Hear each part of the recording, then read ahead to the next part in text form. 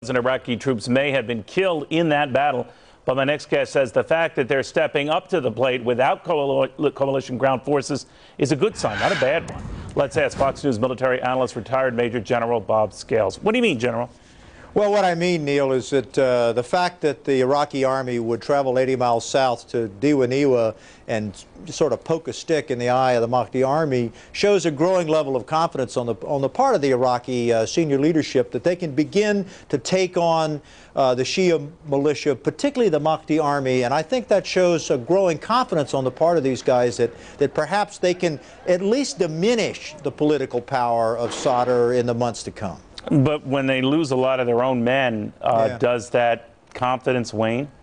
Well, it's an important point. Yeah, I mean, the casualty level, the exchange ratio, if you will, to use a military term, wasn't good. But if you look over the last few months, the exchange ratio between the good guys and the bad guys on the Iraqi side's been pretty good. What's important, Neil, is for our viewers to pay attention to the main thing. And the main thing here is Baghdad. About 85 to 90% of the combat between the Iraqi military and the militias is going on within about a 25-mile radius of the center of Baghdad. And whoever controls Baghdad at the end of the day is ultimately going to control the central authority and ultimately is going to dictate what the government's going to look like after we withdraw.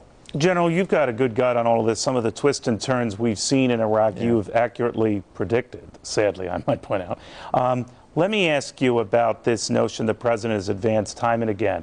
When they stand up, we stand down. How far away do you think we are from that? Well, you may recall several months ago, Neil, I said that it would probably be, we'd probably start to see the pulling back, if you will, of American forces in the summer and fall of 2006. That's happening. I would suspect that probably in the late winter and early spring, you're going to see U.S. forces start to turn over huge chunks of Baghdad to the Iraqis, and then you'll begin to see an opportunity for some of these brigades to start coming home. But the bottom line is simply this. The side that controls Baghdad, that controls the streets of Baghdad, is going to ultimately determine the outcome of this war. And we've got 70,000 American and Iraqi troops in Baghdad. But just remember this, the density of law enforcement in Baghdad, police and military, is only about twice that in New York City. So it sounds like a lot, but when you look at what's going on in Baghdad, that's a pretty thin red line right now, Neil. All right, and it's also another reason why our guys would have to be there as backup for quite a while, right? Yeah, for quite a while, but increasingly that backup, Neil, is in logistics, it's in aviation, as you saw today, helicopter support, communications, command and control, and training. Sadly, our young men and women are still being killed in the streets of Baghdad, but increasingly the intimate killing, the sort of tactical combat that's going on is being shouldered more and more by the Iraqis. All right, General, thank you. Thanks, Neil.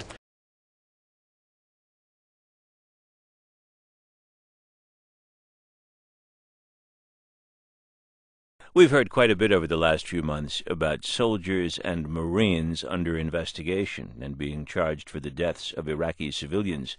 Well, now their officers are facing disciplinary action and even prosecution. As NPR's Tom Bowman reports, it's a development that is alarming senior military leaders. Bob Scales is a retired Army general and historian. He says there are similarities between Vietnam and Iraq. Scales says Marines and soldiers caught up in bitter and long-running insurgencies need almost refresher courses in the laws of war and the ethics of the profession. Fighting an insurgency really has a morally wearing effect on soldiers. Over time, seeing your buddies killed, seeing your leaders severely wounded, frustration with not being able to pick the enemy out of a general population, that has a corrosive psychological effect on units.